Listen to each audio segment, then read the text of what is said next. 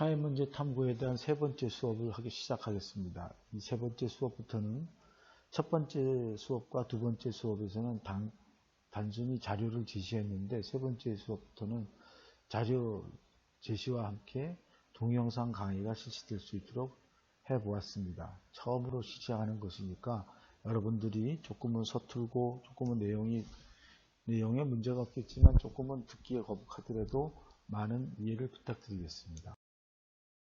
그러면 세 번째 강의에서는 사회문제 탐구를 위한 자료 수집 방법인데, 자료 수집 방법에는 질문집법, 면접법, 참여관찰법, 문헌연구법 이렇게 교재에 나와 있습니다. 교과서에. 이런 교과서에 나와 있는 내용 이외에 여러 가지 내용 방법이 많지만 대표적으로 이 네 가지를 제시하고 있습니다. 그럼 첫 번째 우리가 질문집법이라는 것은 여러분들이 학교를 다니면서 선생님들을 통해서 질문집법에 대한 조사 연구를 많이 했을 것입니다. 설문지 조사라든가 이런 것들이 일종의 질문집법입니다. 이 질문집법은 특히 모집단에서의 표본 추출이 중요합니다. 그러니까 대표성이라고 할 수 있겠죠. 그럼 무슨 얘기냐 그러면 예를 들면 농촌 생활 환경에 대한 조사하겠다 그러면 대상이 누가 돼야 되겠습니까? 농촌 사람이 돼야 되겠죠. 도시 사람이 된다면 그건 대표성을 인정할 수 없고 신뢰성이나 타당도가 인정이 안 되겠죠.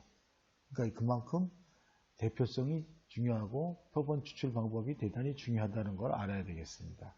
이런 표본 추출은 주로 이제 그 수학, 통계적인 문제니까 여러분들이 뭐 그것에 대해서는 걱정할 필요가 없고 이러한 공식들이 많이 나와 있습니다.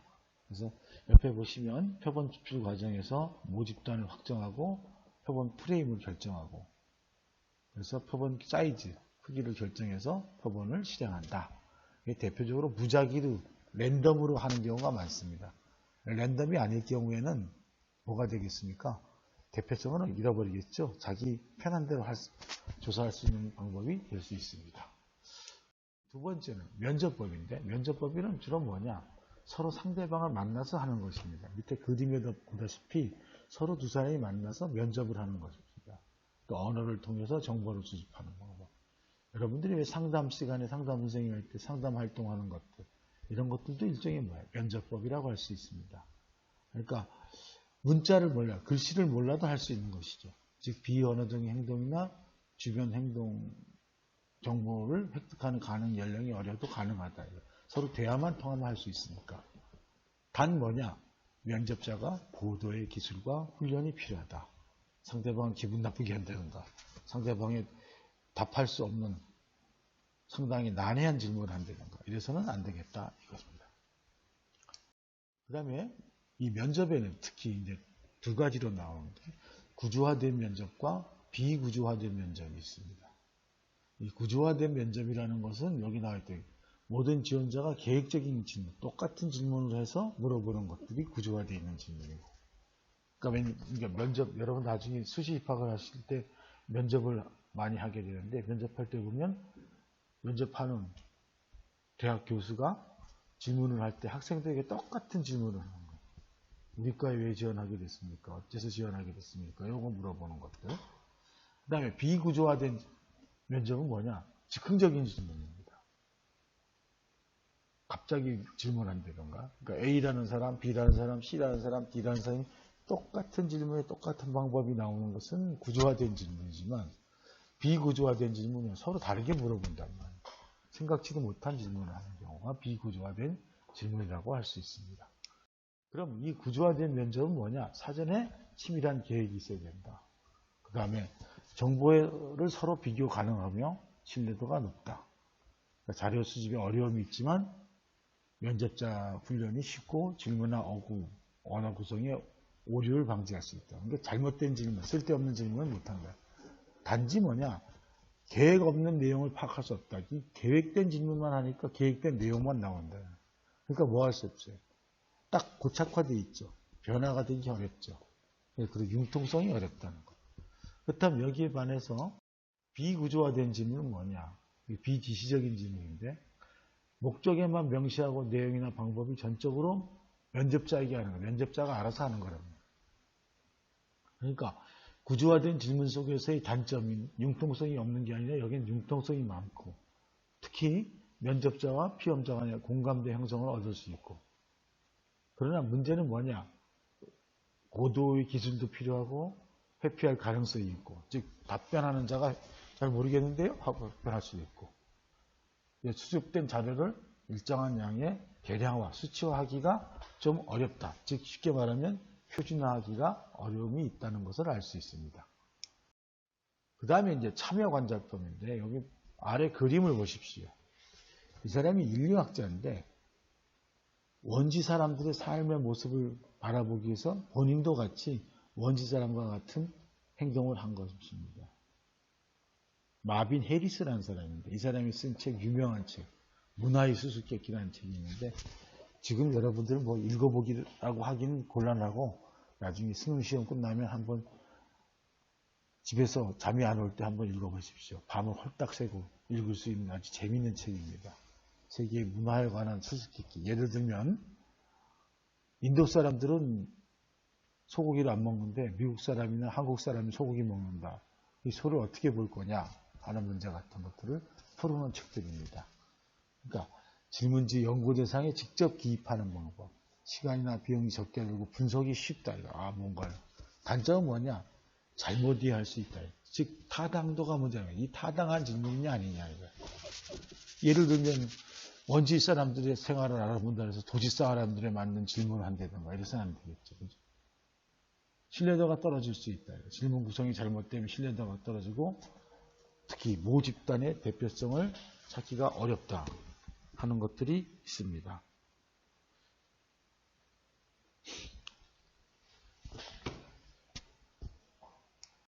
다음으로는 문헌연구법인데 문헌연구법은 그림이 나와 있다시피 책을 통해서 하는 것입니다. 기존의 문헌이나 발표된 통계 자료를 통해서 할 수 있고 비용이나 시간이 절약될 수 있고 질적 연구 방법이. 단점은 뭐냐? 편파성이 있을 수 있다 이거죠. 주관적인 판단이 개입될 수 있고 그러다 보니까 신뢰성에 문제가 될 수 있다 하는 것을 나타낼 수 있습니다.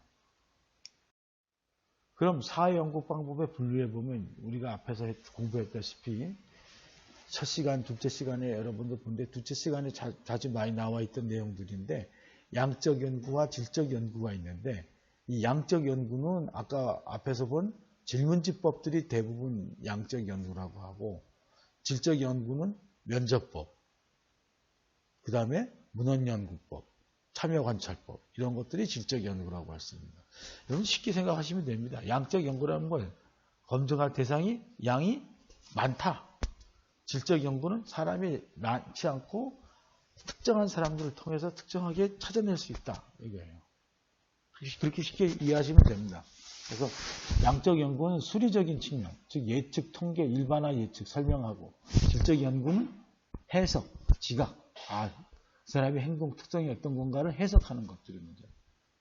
그래서 그러한 특징이 있다는 것을 알아두면 되십니다. 여기서는 우리가 굳이 문제를 제기하고 문제를 알 필요는 없고 이런 게 있다는 걸 알고 특히 이제 하나 더 추가한다면 방향에서 보면 양적 연구는 가설 검증인데 질적 연구에서는 수집된 자료를 통해서 이론과 가설을 발견할 수 있다. 근데 양적 연구에서는 대상이 인간이지만 좀 비인간화된 거라고. 지금은 질적 연구는 인간화되어 있다는 것을 알 수 있습니다. 그리고 양적 연구는 신뢰성이 있지만 타당도가 좀 떨어지고 질적 연구에서는 타당성은 있지만 신뢰성을 좀 떨어뜨릴 수 있습니다. 그래서 양적을 보완하는 연구가 요즘은 큰 대세를 이루고 있다고 할 수 있습니다. 왜냐 그러면 이 사회과학 연구는 대상이 인간이기 때문에 인간의 변화된 모습을 이렇게 수치적으로 해서 하냐 아니면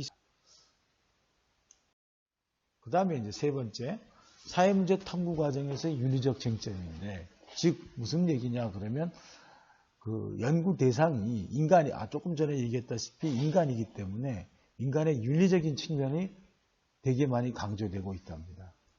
즉 동물을 연구로 한다면 동물의 삶이나 죽음에 대해서는 우리가 요즘 동물 보호 그래서 많은 윤리 문제가 제기되고 있지만 그 전까지는 그렇게 윤리 문제가 제기되고 있지는 않았습니다. 근데 이런 연구윤리의 문제입니다. 그래서 여기 보다시피 연구윤리, 부정행위, 법제화 이런 것들이 있습니다. 그래서 잘 보면 옛날에 여러분들 태어나기 때인가 태어나기 이후인가 모르겠습니다만 태어나서 뭐 아장아장 거릴 때 얘기인데 아마 매스컴을 통해서 많이 들었을 겁니다. 황우석 박사의 논문 조작, 그 다음에 줄기세포를 취득하는 과정에서 연구윤리 위배, 자기 연구원을 동의 없이 무조건 줄기세포를 찾아내고 여성들을 좀 쉽게 말하면 요즘으로 하면 성적 착취죠. 그런 것들이 있었던 것들, 그런 것들이 연구 조작의 문제. 이런 문제가 뭐냐? 그러면 바로 사회 탐구에서 가치 문제입니다. 밸류. 어떤 사실, 팩트. 이 사실 안에는 그 사실 속에 뭐가 있는 겁니까? 가치가 있다, 밸류가 있다 이거예요. 척도가 무엇이냐, 의사결정에. 그래서 사전적 의미를 보면 사물이 지니고 있는 쓸모란 말이에요. 각 사물이 가지고 있는 용도, 쓸모가 있단 말이에요. 거기에서 인간과의 관계가 얼마나 중요하냐. 그래서 가장 먼저 치는 게 도덕적 가치, 두 번째 법률적 가치, 종교적 가치, 정치적 가치, 사회적 가치, 비적 가치, 경제적 가치로 분류한다. 쉽게 말하면 무엇을 투입해서 무엇을 얻을 것인가에 따른 가치가 있다. 근데 우리 쉽게 생각해 보세요. 여기 뭐 경제적 가치나 이런 것들은 잴 수가 있겠죠. 얼마큼 돈을 가지고 있는 거예요. 내가 100원을 투자해서 150원을 벌었다. 그러면 50원의 가치가 있다. 알 수 있지만 여기 도덕적이나 법률적 가치를 보세요. 여기서 이 가치에서 가장 중요한 게 뭡니까? 기준이에요. 기준. 즉 우리가 평가를 한다 그랬잖아요. 평가. 그 말을 잘 보면 가치를 평가, 가치를 잰다는 거예요. 여기서 측정과 평가 문제가 나온다. 160cm 키를 가지고 있다라면 뭐예요? 측정이죠. 160cm 키를 가지고 있는 여학생들이 옷을 어떤 것을 입혀야 아름다울 것인가 라는 것은 뭐예요? 가치예요. 가치. 얼마큼 용도가 있느냐. 그러니까 이 연구 리서치다. 우리가 사회적 문제를 연구하는데 과학적 문제에서도 연구윤리가 따르듯이 사회적 문제에서는 대단히 큰 연구윤리가 따른단 말이에요. 그래서 그 중에 가장 중요한 건 뭐냐? 가치 판단이에요. 무엇을 문제로 볼 것이냐. 단순히 그냥 사람을 도구로 보면서 하면 안 된단 말이에요. 잘못하면 히틀러가 될 수 있어요. 유태인을 학살하고 유태인을 죽이고. 일본 아이들 보세요. 마루타. 요즘까지 아직 해결도 안 되고 있는 종군 위안부 문제 같은 거. 우리는 그게 하나님의 가치로서 인류의 가치, 보편적 가치를 위배했다고 보고 있지만 일본 애들은 그거에 대해서 아직도 반성들을 안 하고 있잖아요. 이런 문제라는 거. 그건 가치 판단의 문제란 말이에요. 우리는 가치 판단했을 때 잘못했다고 판단하고 있지만 일본 애들은 그럴 수 있지 뭐라는 거. 그 똑같은 가치인데 보편적 가치를 자기네 입장에서 보는 그런 잘못된 편협된 사고방식을 가질 수 있다. 그러니까 여기서 우리가 사실 판단과 가치 판단이에요. 사실은 뭐냐? 있냐 없냐예요. 있냐 없냐. 장미는 식물이다 동물이다. 시계가 가냐 안 가냐. 태극기가 있냐 없냐. 이거 문제예요. 그럼 거기에 뭐야? 지인이를 파야 되는 지인이. 장미꽃이 아름답다 추하다. 그 기준이 없잖아요. 근데 우리는 뭐야? 보편적 기준. 보편적 기준을 따진단 말이에요. 여기 모란꽃, 학교에 모란꽃 피었을 때 얼마나 학교 교정이 이뻐요. 교정이 아름답다. 모란해지면, 바닥이 지저분하네. 이건 뭐예요? 우리 판단. 가치를 판단했단 말이에요. 우리가 보고 있는 깨끗함과 편안함 쪽에서, 저것이 떨어져서 지저분해진다. 라는 판단을 한단 말이에요. 이게 중요하단 말이에요. 사실. 그러니까 가치가 개입되느냐, 안 개입되느냐. 그래서 여기서 이제 사회문제 탐구의 가치 중립이에요. 즉, 뭘 가치성이란 걸 하는데, 가치 자유란 말이에요. 그러니까, 자신의 주관적 판단을 억압하고, 하나의 현실이나 사실로 이해하는. 그러니까 내가 뭘 가치 판단 안 하고, 냉정한, 중간적 입장에서 본다는 얘기예요. 가치 중심, 가치 부여. 여기 밑에 그림이 나오죠. 가치 중심, 가치 유보야.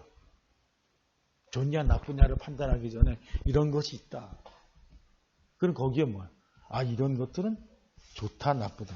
여러분들 핸드폰 보세요. 자, 문명이 이기예요, 흉기예요? 문명이 이깁니까, 흉기입니까? 여러분들이 게임을 많이 하고 공부에 방해될 때 문명의 흉기예요. 그러나 이것을 가서 생활의 편리성을 쓴다는 문명의 이기예요. 그걸 만들어 놓을 때까지는 뭐예요? 가치 중립이에요. 그 다음에 내가 어떻게 가치를 부여하고 그 가치가 흉기가 더 많냐, 이기가 더 많냐를 가지고 가치 척도를 재는 거예요. 이렇게. 그래서 가치와 가치, 연구 과정에서 연구 주제를 본다든가 가설을 설정한다든가 연구 결과를 활용할 때는 가치가 개입되지만 자료 수집이나 검증이나 결론을 도출할 때는 가치가 개입이 안 돼요. 결론을 도출한다는 건 뭐예요? 검증해서 결론이 이런 것이 나왔다는 것까지는 냉정하게 이용이 있다는 것만 있으면 돼요. 그렇지만 그걸 가지고 대안을 제시할 때는 뭐예요? 가치가 개입이 된단 말이에요. 활용단가. 가설을 관찰하고 가설을 볼 때는 뭐예요? 내가 무슨 가치가 있대서 이게 어떤가라고 찾잖아. 찾았을 때 자료를 이 자료, A 자료, B 자료, C 자료 받을 때는 가치가 중립이지만 그 다음에 그걸 가지고 판단해서 우리 활용을 할 때는 가치가 개입된다 이거예요. 이 단계 잘 알아두세요. 아마 사회문화시나 시험에 자주 나오는 것들입니다. 매년 튀어나와요. 2점짜리 한 문제 아니면 두 문제씩. 자, 그 다음 사회문제는 연구윤리예요. 즉 연구윤리라는 건 뭐냐? 여기 보다시피 인간과 동물 대상으로 시험 설계 연구의 부정행위나 내부 고발의 연구 규제 이런 거 있어서는 안 된다는 거예요. 자, 예를 들면 이제 아까 앞에서 우리가 황우석 사건을 봤죠. 황우석 사건에서 황우석이가 SCI 논문이라는데 사회과학 아주 유명한 논문인 집에다가 실어서 나왔는데 황우석이 한 연구 실험 설계법을 그대로 강원대 수의대 학생이 그대로 했는데 똑같은 결과가 안 나오는 거예요. 그 연구 절차라든가 연구에 문제가 있나 다 뒤져봤더니 실험 연구 결과에 나와 있는 사진들이 같은 사진을 돌려 찍고 뒤집어 찍고 좌로 찍고 우로 찍고 옆으로 찍었더라 이거예요. 지금 뭐예요? 위조 자료 날조 복제를 했더라 이거예요. 이건 뭐야? 일종의 거짓말한 거죠. 그러니까 연구 윤리가 잘못됐다는 거예요. 우리가 도덕이나 윤리에서 가장 죄악시하는 게 뭡니까? 거짓말이에요, 거짓말. 그러니까 데이터 관리, 연구 규범, 생명, 동물, IRB, 책임 있는 출판, 연구의 진실성, 사회적 책임을 다 져야 된다 이거예요. 그래서 뉘른베르크 전범죄입니다. 여러분 아주 2차 세계대전 이후 전쟁 전범을 도쿄 재판도 있고 뉘른베르크 전범죄인데 이놈들이 뭐예요? 유태인 학살한 놈들이에요. 이 전범들은 다 어떻게 했어요? 인간을 실험 도구로 생각하기 때문에 다 사형시켰어요. 사형. 자, 그 중에 이거 보세요. 좌측에 있는 사람이 아이히만이고 이 아이히만을 비판한 사람이 안나 아렌트라는 사람인데 악의 평범장이에요. 자, 이 사람이 이제 전쟁 전범으로서 2차 세계대전이 끝나기 전에 아이히만은 아르헨티나로 도망갔어요. 그거를 1960년대에 이스라엘 법정에 세워서 전쟁 재판을 할 때 그 재판을 취재한 여 기자가 안나 아렌트, 이 유태인이에요. 자기의 친척과 인척들이 다 죽었는데 가서 재판하는데 이 아렌트가 아이히만이 뭐라 그러냐? 나는 죄가 없다 이거예요. 왜 죄가 없냐? 나는 위에서 시켜서 했을 뿐이다 이거예요. 그 문제가 있지. 사람이라는 건 뭐 할 수 있다 해서 가치를 판단할 수 있다 해서 가치 판단하니 가치 판단 나는 시킨 대로 했으면 뭘 볼 때부터 히틀러가 잘못이다 이거 내가 잘못이 아니다 이거. 그런데 이 사람이 그 얘기를 듣고 유태인들을 보면서 이 안나 아렌트는 악의 평범적 악이란 뿌리 달린 악마처럼 별스럽고 괴이한 존재가 아니냐 사랑과 마찬가지 언제나 우리가 가운데 있다. 즉 내가 잘못을 저지르는데도 이건 나는 좋은 거예요. 나는 괜찮은 거예요. 남이 하면 나쁜 거예요. 우리 이런 얘기 하죠. 내로남불. 내가 하면 뭐예요? 로맨스. 남이 하면 스캔들. 이게 우리 삶 속에 평범하게 들어있다. 이런 사람들이 우리가 없나 생각해보요. 주어진 대로 일만 했지 내가 판단하지 못하는 거예요. 우리가 사회 문제 해결이라는 거는 사회의 부조리한 모습, 사회에서 잘못된 모습을 지적하는 거고 고치는 것이니까 이런 악에 대한 평범성을 잘 알아야 됩니다. 이런 것들을 좀 우리가 알 필요가 있다.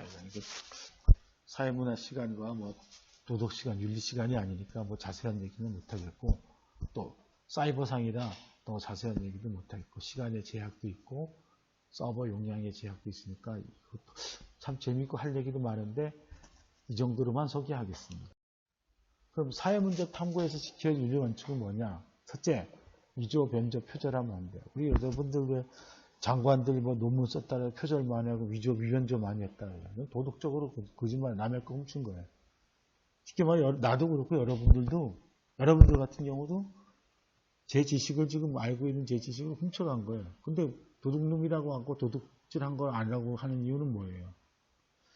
정당한 대가를 지불했어. 등록금을 냈기 때문에. 그럼 난 등록금 낸 거에 따른 내 지식을 전해줘야 돼. 근데 이걸 남의 거 도용하고 그러면 안 되겠지. 그 다음에 참가자의 동의나 자발적 참여가 있어야 돼. 그다음에 연구 목적도 공개하고 반인권적, 비민적 사회 발전에 기여했다. 이런 것들이. 그래서 원칙이 인간 존중, 선형, 정의예요. 즉 인간이 자율적 존재로 취급하고 자율 능력이 부족하면 좀 더 보호하고 선형, 해를 끼치지 말고 이익을 극대화, 해악을 최소화. 쉽게 말하면 최소 비용으로 최대 효과를 누려야 되겠다. 그 다음에 정의예요. 공동의 이익을 공평하게 연구의 부담과 또 없이 공평하게 감수해야 된다. 그래서 인간 존중, 선형, 정의 이것이 중요하다. 그럼 개인 차원에서 연구하는 문의는 뭐냐? 이 개인 차원과 사회 차원이라는 건데 여기 서로 몰려 있는데 뒤에 가서 또 생각하겠지만 위조, 변조, 날조하면 안 되고 업적을 또 뻥 튀기면 안 되고 그다음에 공동 연구자를 서로 차별하지 않아야 돼요. 생명의 배려와 주의를 기울여야 되고 책임의식이 있어야 되고 서로 이익이 충돌하지 않도록 해야 돼요. 이걸 딱 보면 개인적인 얘기지만 조국이 딸 같은 경우는 어떻게 돼요? 연구 윤리를 엄청 입에했죠. 참여했는데 3일 동안 잠만 서류상은 일주일인데 3일 동안 와서 잠만 자고 갔다. 이건 무슨 문제 있는 거지. 그 딸은 또 옹호하는 입장. 이것도 뭐 그래서 그거 좀 문제 있는 것 같습니다. 그 다음에 기관 차원, 사회 차원. 연구 지원에 책임을 져야 되고 연구 윤리 교육을 수시로 시켜야 되고 또 고발자에 대해 보호되어 부정을 조사해야 되고 후속 조치에 대한 제도적인 정치도 마련해야 되겠다.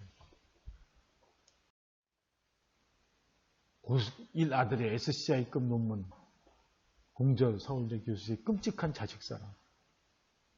여러분 여기 자세히 보시면 2017년 자료예요. 얼마 되지도 않았어요. 이놈은 수시 입학 때문에 논문. 이 논문이 뭐예요? 옛날에 한 2, 3년 전에 민족사관고등학교에 있는 학생 하나가 강원대 학생과 같이 SCI 논문 하나 실었다가 미국의 스탠포드 대학에 합격했어요. 그걸 보고 우리도 막 그냥 막 고등학교 애들 막 논문 싣고 나요. 한때 우리 학교도 좀 그런 일이 벌어졌었는데 실제 논문이 제대로 된 게 또 아니고 고등학교 1학년짜리가 뭐 SCI 논문 쓴다? 근데 왜 우리나라에서 노벨 화학상, 물리학상이 안 나옵니까? 이 정도면 끔찍한, 얼마나 위대한 학생인데. 너무 끔찍한 자식사랑으로 이렇게 연구 윤리를 위반하는 모습들. 신문지상에 종종 보죠. 또, 올림픽 가서 금메달 따면 뭐예요? 논문 표절해가지고 국회의원 돼보겠다 했더니, 표절을 시인해가지고 그냥 패가 망신하는 꼬라지. 문대성 선수예요. 그래서 대학 교원들의 설문조사를 해봤더니 부당한 저자 표시, 표절 이런 것들이 심각해요. 분야별로 농수, 해양학이 많고 예술 체육하기 좀 덜하고, 참, 이런 표시가 심각하다는 것들은 우리 사회가 그만큼 뭐야. 부정이 많다고 얘기할 수 있다 이거예요. 이런 모습에서. 가장 깨끗해야 될 학교에서 이런 일을 하니 좀 잘못된 모습들이 많죠. 이걸 통해서 우리가 좀 다시 한번 언제든지 여러분들도 대학생이 되고 앞으로 좋은 사람이 될 텐데 이런 일을 해서는 조금 안 되겠다 하는 일입니다. 자, 그동안 시간 동안 듣느라고 고생했습니다. 처음으로 한 강의인데 여러분들 마음에 흡족하게 들었는지 모르겠네요. 자, 미숙한 점이 있으면 차차 수업을 진행하면서 고쳐나가도록 하겠습니다. 수고하셨습니다.